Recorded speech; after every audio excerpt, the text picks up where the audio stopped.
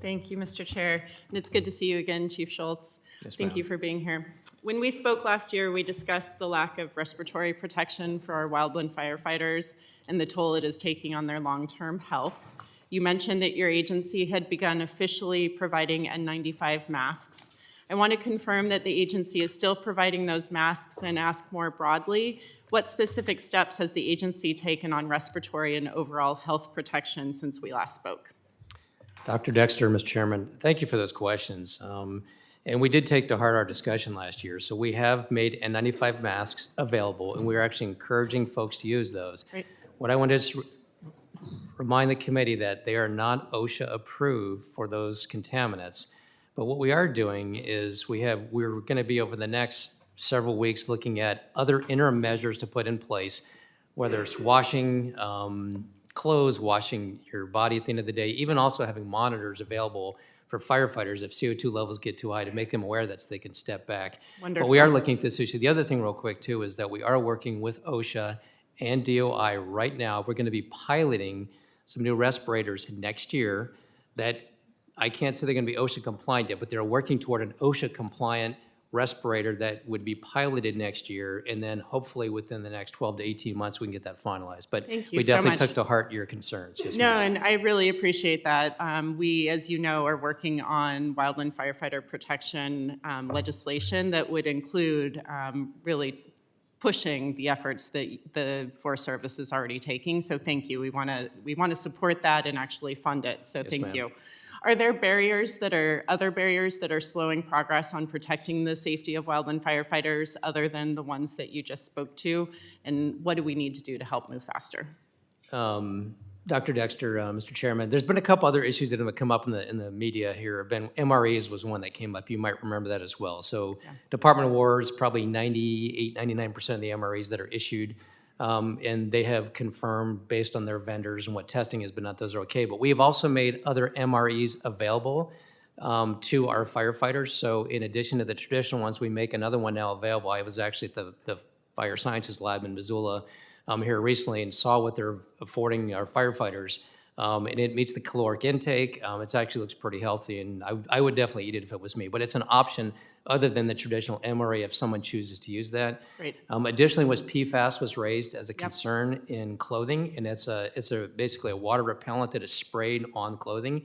All of those pants that had the PFAS in them have been removed, and we have issued non-PFAS pants out to our firefighting forces. So those have been collected back. So those are two other safety issues that have come up kind of in this arena that we have addressed. Yes, ma'am. No, I very much appreciate it. You and I spoke about this, but for 30 years we've known about these things that are killing our firefighters, putting them at risk. And so we just really want to work together on this with our wildland firefighter package. So look forward to talking with you later about that. You bet. And again, you're here to talk about the budget. So in the time I have left, I want to do that. The Forest Service has fired 10,000 workers and is now proposing a 75% budget cut. In Oregon, nearly 250 scientists and researchers at the Pacific Northwest Research Station are being told they must relocate to Colorado, and if they can't or won't, they'll likely be pushed out. These are people with decades of place-based expertise doing the wildfire prevention and forest management work that my colleague from Oregon was just talking about. We need to do better.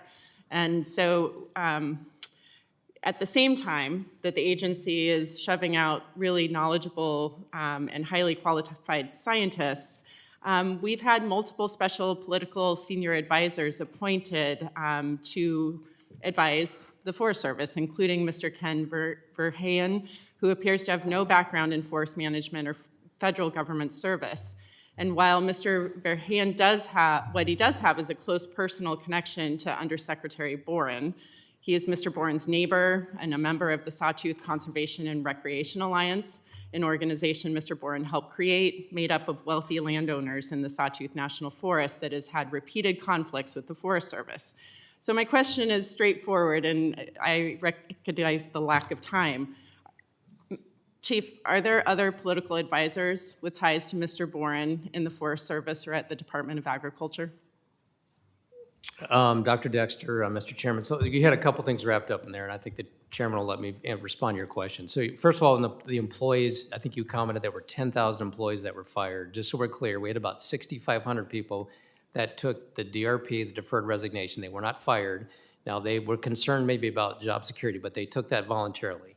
Just so you know, the staffing that we're at right now, we have about 30,000 employees. What does that look like compared to what we've been? 2017, 2018, we had about 30,000 employees. So the Forest Service employee staff grew significantly during the IIJA, the IRA funding levels. So we're back to about where we were in that 2017, 2018 level, just to put that in perspective. And in terms of, you talked specifically about research and development, in particular in Oregon. So I was out there the day we made the announcement in Oregon, and I was with those folks.